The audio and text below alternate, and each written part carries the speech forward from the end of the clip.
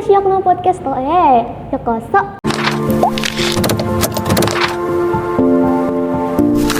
Bersama saya Kurnia Sabila, host pada kali ini. Minasang, di podcast kali ini kita tuh ada pembahas yang menarik nih seputar dunia perskripsian. Kira-kira Minasang ini nggak sih, kepo nggak sih gimana sih skripsinya mahasiswa sastra Jepang itu? Nah, pada kali ini kita kedatangan dua guest spesial yang kemarin baru saja menyelesaikan skripsinya. Konnichiwa, senpai gata. Konnichiwa. Ada istilah nih, tak kenal maka tak sayang. Gimana kalau kita kenalan dulu? Boleh senpai kenalan dengan siapa? Kenalkan, nama saya Firdi Lutfia Gindin, mahasiswa semester 4. Mahasiswa semester 4. Kalau senpai sendiri? Saya Farisal Salim. Bukan semester 4. Bukan semester 8. Oh iya ya. Kita tugas akhir tingkat 4. Oh, tingkat 4 berarti ya senpai. Oh, oke senpai. Kalau senpai sendiri? Iya, nama saya Farisal Salim. Saya juga sama dari semester 8 tingkat. Oh, sama ya lagi. Nah, boleh diceritain gak nih senpai, kenapa sih bisa pilih sastra Jepang itu? Karena kan kita tuh di kampus nggak cuma satu prodi aja nih, banyak kan. Dan lagi di kota Cirebon ini cuma ada di IPB aja nih yang ada jurusan sastra Jepangnya. Boleh kasih tau nggak nih senpai? Kalau alasan saya masuk IPB Cirebon dan ngambil sastra Jepang ini karena udah pernah belajar bahasa Jepang dulu sebelum masuk ke sini, terus ada ketertarikan di bahasa Jepang. Jadi ya memilih mempelajari lebih dalam bahasa Jepang. Kalau senpai sendiri? Saya sebenarnya dari semenjak SMA, saya bukan dari SMA, sejak sekolah dasar bahkan Oh, saya hebat, sugoi. dengan bahasa asing. Oh, Bahasa Inggris sih khususnya. Namun untuk saya sendiri bahasa Inggris itu sudah cukup untuk menjadi basic. Basic itu artinya saya bisa mempelajari hal baru dari bahasa Inggris, menggunakan bahasa Inggris tersebut, menggunakan bahasa Inggris dalam percakapan. Seperti itu saja tuh saya sudah cukup. Nah, kebetulan memang di kampus ini kan ada jurusan sastra Jepang. Dan satu-satunya di Cirebon. Iya, betul sekali. Jadi peluang untuk saya untuk memperdalam bahasa asing, khususnya bahasa Jepang. Oh, berarti senpai Gata ini dua-duanya tuh udah punya basic dan udah punya keinginan juga ya sebelumnya untuk masuk ke sastra Jepang ini. Kalau boleh tahu belajarnya gimana sih senpai? Apakah dari anime, apakah dari lagu gitu biar lebih cepat hafalnya bisanya gitu? Kalau dulu itu sebenarnya saya belajar karena ikut klub bahasa Jepang di SMK. Wah, sugoi. Saat itu, nih kelihatan jadi kolotnya ya. Nggak apa-apa. Saya itu ikut lomba di sini. Jadi dari saat itu udah tahu bahwa dulu namanya kan Stiba Infada. Nah terus ketika sekolah ini masih namanya Stiba Infada itu, saya pernah ikut lomba di sini satu kali dan dapat juara, dan baru di situ tahu kalau misalkan di sekolah ini ada jurusan sastra Jepang. Jadi pas sering ikut lomba bahasa Jepang, jadi ya itu di sini. Waktu itu senpai ikut lombanya apa? Karena kontes. Kok karena kontes? Wah, hebat. Terus juga suka nonton, akhirnya dari situ suka nonton drama Jepang tapi, gitu. Kan waktu saat itu tuh masih boomingnya drama Korea ya. Tapi Betul. Berusaha untuk cari drama Jepangnya. Wah, sambil sekali. belajar juga. Iya, benar-benar senpai. Wah, menarik sekali. Kalau misalnya senpai sendiri belajarnya nih? Belajar sebelum masuk ke kampus ini atau saat sesudah? Pas sebelum masuknya gitu. Kalau sebelum masuk ke kampus ini, saya tuh bisa baca hiragana dan katakana itu dari mendengarkan lagu, khususnya karaoke juga. Benar-benar. Karaoke yang ada di YouTube juga itu kan banyak tuh yang ada hiragana di atasnya. Benar-benar. Itu bisa membantu sekali saya membacanya. Waktu itu hanya bisa baca saja sebelum. Berarti melalui media lagu gitu ya kak? Kalau kakaknya, kalau misalnya senpai ini melalui ikut lomba-lomba gitu ya senpai ya? Berarti banyak dong cara untuk mengembangkan diri biar bisa bahasa Jepangnya nih, entah itu melalui film atau ikut lomba atau enggak dengerin lagu gitu ya senpai ya. Jadi nggak ada alasan untuk gimana sih susah belajar bahasa Jepang gitu ya senpai ya. Nah, dari awal masuk nih sampai sekarang skripsian, Nah, gimana sih sampai proses belajarnya? Apakah ada kesulitan gitu? Karena kan kalau sastra Jepang ini baru ya namanya tuh. Kalau bahasa Inggris kan kita udah pelajarin dari SD sampai SMA. Nah, kalau bahasa Jepangnya sendiri kira-kira sampai ada kesulitan nggak nih dalam proses belajarnya? Kalau saya ya pasti nggak ada ya. Kalau belajar nggak sulit tuh nggak ada. Cuman apalagi saya tuh kan masuk ke sini akselerasi langsung semester 3. Oh, sesuai. Jadi karena saya sudah terbiasa dengan bahasa Jepang terapan yang ke Nichijou Kaiwa gitu, yang bahasa Jepang sehari-hari, terus tiba-tiba ditaruh di tempat yang mempelajari benar-benar ilmu bahasa Jepangnya gitu. Ya. Pasti ada kesulitan di situ karena antara ilmu teori dan terapannya kan beda. Beda, iya benar Senpai. Tapi dengan bantuan teman-teman yang lain, dengan bantuan teman seangkatan juga, akhirnya lama-lama terbiasa dan ya jadi happy aja. Jadi happy aja gitu Senpai. Nah, benar. Kalau dari Senpai sendiri? Kalau saya terbalik. Terbalik? Ya. Oh iya. Terbalik gimana? Dia teori banget. Teori banget. Gimana maksud Senpai? Dia kan akselerasi kan di Jepang juga. Jadi penggunaannya memang baik. Sedangkan saya kan dari awal memang masuk benar-benar nol bisa baca hiragana katakana dan mempelajari secara teori saja. Saat itu saat saya semester 2 kan itu sudah mulai pandemi kan. Iya. Nah itu juga mengurangi kesempatan saya untuk berbicara dengan native gitu. Jadi memang praktiknya saya kurang. Jadi dia di terapannya kurang, tapi ilmunya bagus. Ilmunya bagus. Kalau saya terapannya bagus, ilmunya nggak bagus, makanya kami berdua saling melengkapi gitu ya. Combination. Tapi bukan berarti kita saling suka ya, enggak. Saling suka gimana maksudnya? Yang sangat-sangat maksudnya dengan berdua kita bisa menghancurkan. Benar-benar. Pandai. Ya. Benar sih kan kalau misalnya belajar tuh kalau sendirian kayak agak gimana gitu, agak kurang. Jadi harus ada partner gitu. Ya benar-benar. Jadi kan kalau misalnya kita Dia terbantu nggak gara-gara saya? Dia terbantu banget. Seperti penggunaan bahasa saya kan benar-benar secara buku banget. Iya. Benar-benar Semua benar. Dia membantu saya. Kalau ini tuh nggak bisa pakai kata ini atau kata ini. Iya benar-benar sih. Nah terus cara menghadapi kesulitannya itu gimana Senpai? Biar tetap waras gitu, soalnya kan bahasa Jepang tuh. Karena kami adalah partner dalam segala situasi. Dalam segala situasi. Kalau udah capek ya udah main aja. Oh benar-benar, berarti kalau misalnya belajar tuh nggak melulunya serius gitu ya sampai ada main-mainnya juga gitu kan, biar apa namanya, biar tetap waras gitu kan. Tetap waras. Tapi kan iya. Benar. Tapi jangan sampai kita tuh terlalu terlena sama waktu yang membuat kita waras itu. Tetap on track, tapi nggak stres juga, tapi on track gitu. Benar-benar. Oh iya. Nih Senpai, bener nggak sih kalau kata orang skripsi itu harus disiapin sedini mungkin, karena kan kita tahu ya kalau misalnya kayak di Instagram gitu suka ada keluhan kayak, "Duh susah banget sih bikin skripsi, suka nge-stuck gitu." Apakah kita harus siapin dari sekarang nih biar nanti waktu pas di akhir tinggal lancar-lancar aja gitu? Gimana menurut Senpai? Kalau saya sendiri, kayaknya saya udah pernah bikin jurnal tentang skripsi saya sebelumnya. Jadi ketika ada pelajaran pembuatan jurnal itu, saya udah punya gambaran nanti skripsi saya akan kayak gimana. Jadi akhirnya saya membuat jurnal yang versi belum baiknya, maksudnya belum sesuai penulisannya tapi mencoba untuk menggambarkan skripsi saya nanti di jurnal itu. Walaupun memang jurnalnya ketika saya baca sekarang itu sangat-sangat buruk ya. Maksudnya dengan menuangkan gitu, seenggaknya kita tahu minat kita di mana, terus kita usahakan agar mengerucut tuh. Jadi kayak dari sekian banyak judul, kita minatnya di situ dan kita kerucutin di situ gitu tuh. Jadi kan udah nggak kayak ngawang-ngawang harus kayak, apa ya judulnya apa ya gitu. Jadi dari semester 5, semester 6 tuh udah tahu. Berarti istilahnya gini, kayak ada gambaran masih sketsanya aja gitu ya Senpai ya. Nah sekarang tuh sudah benar-benar dibikin yang direalisasikan. Kalau dari Senpai sendiri gimana nih? Kalau saya sendiri sih tidak melanjutkan penelitian sebelumnya dari jurnal. Benar-benar jurnal dan penelitian skripsi saya itu berbeda-beda judulnya.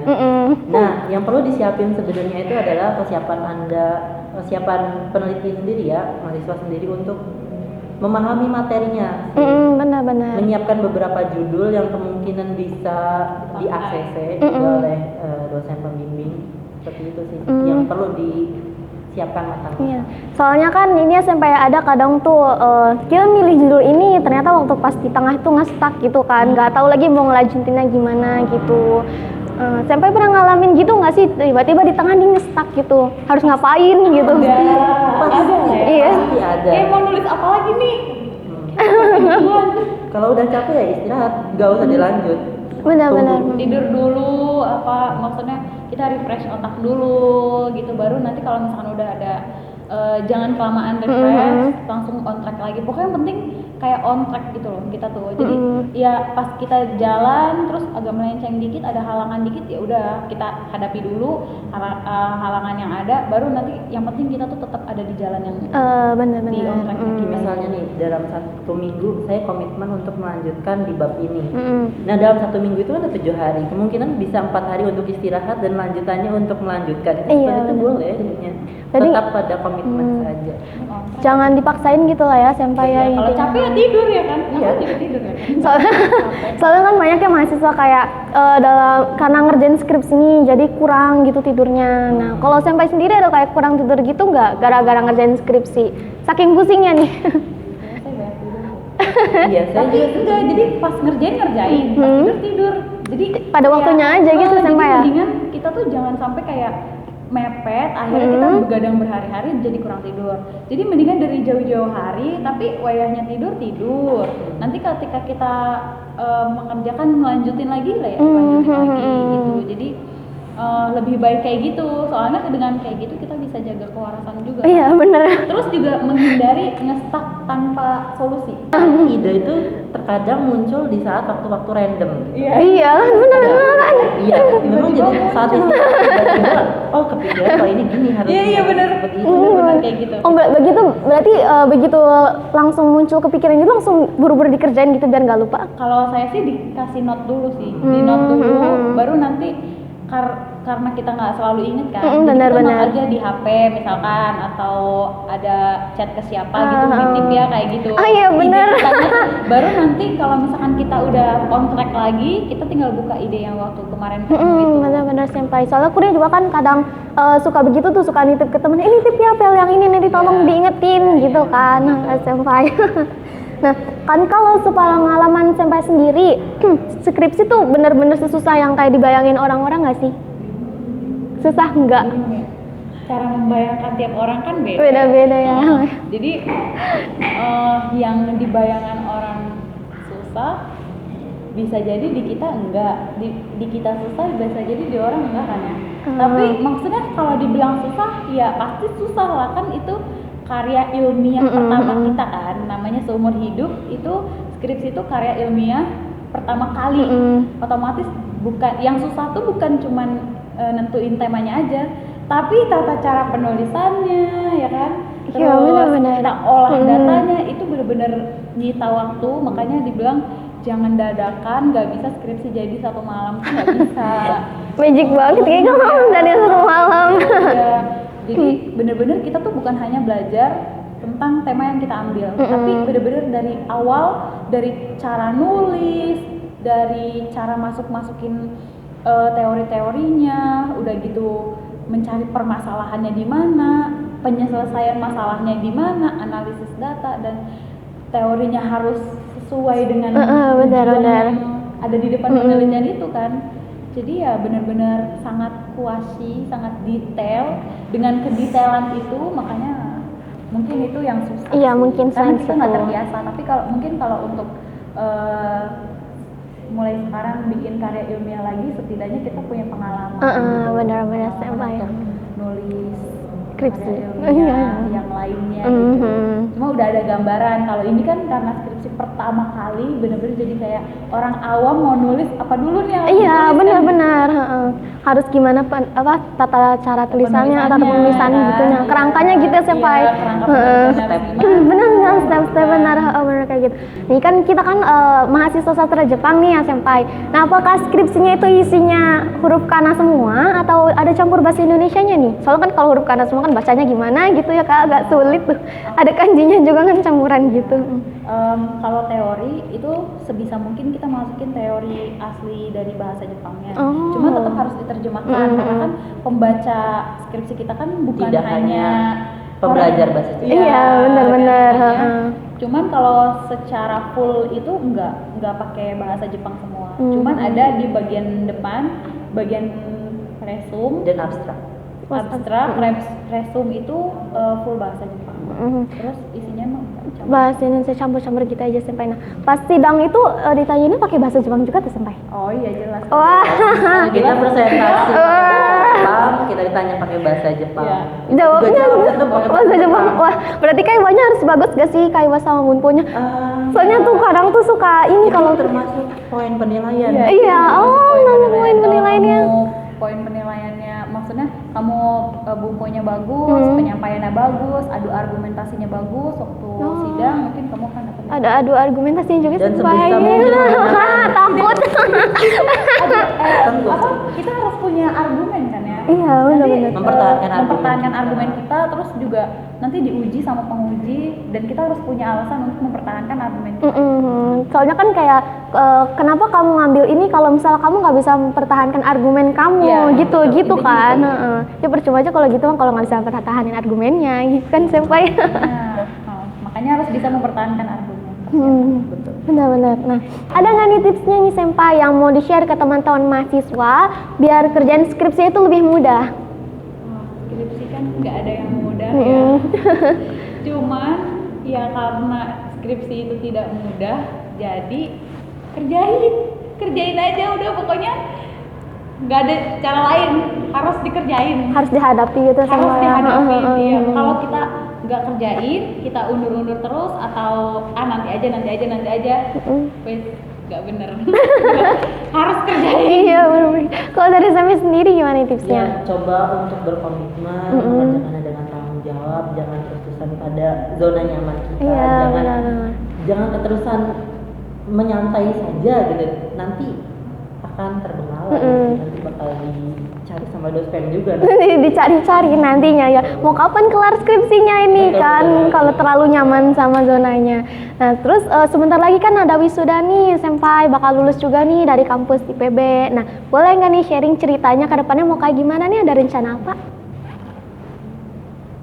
Ya. Kalau saya pribadi karena setelah lulus pengen kerja di Jepang. Wah, segoi. Jadi ya kemarin sempat ada seleksi untuk staf hotel dan ikut seleksi juga.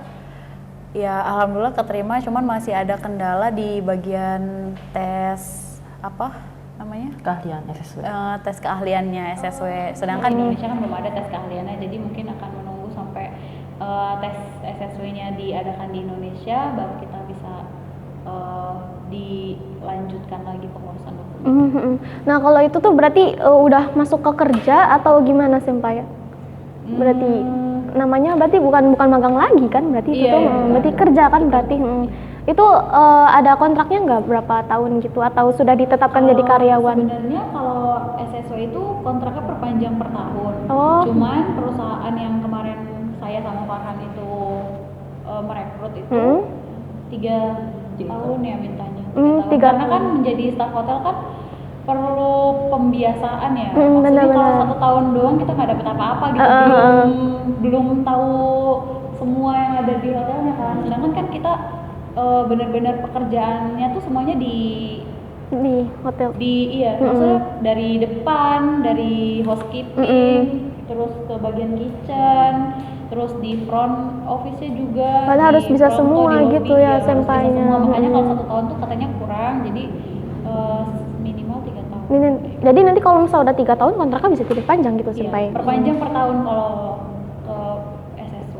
Nah, itu kitanya sendiri yang mau perpanjang kontraknya atau emang dari si perusahaan itu sampai? Iya, dua pihak kan. Dua pihak. Oh, kan? dua pihak Pasti tuh. Kalau kitanya mau, perusahaan yang enggak, ya enggak. Kalau perusahaannya mau, kitanya enggak. Berarti dilihat dari kualitas kerjanya kita juga di situnya sampai ya. Kalau misalnya bagus kan pasti nanti dipertahanin gitu kan, Iya, suruh panjang kontrak iya, nih gitu kan. Nah, berarti kalau misalnya ngerjain skripsi itu harus tetap dikerjain, nggak boleh kalau misalnya sudah mulai nge-stuck nih teman-teman. Nah, istirahat dulu aja ya, jangan terlalu dipaksain juga. Nah, kalau misalnya untuk teman-teman nih yang maba, gimana sih cara belajarnya biar lebih gampang itu? Nah, tadi sampai-sampai sudah mengasih tipsnya ya. Belajar itu bisa melalui lagu, bisa dari drama juga, atau ikutan lomba nih. Misalnya kalian punya bakat untuk menggambar gitu, mangan. Nah, boleh ikutan. Atau nggak punya bakat menyanyi ya ikutan aja gitu ya teman-teman. Oke, saya Kurnia Sabila. Sampai jumpa di podcast berikutnya. Sayonara.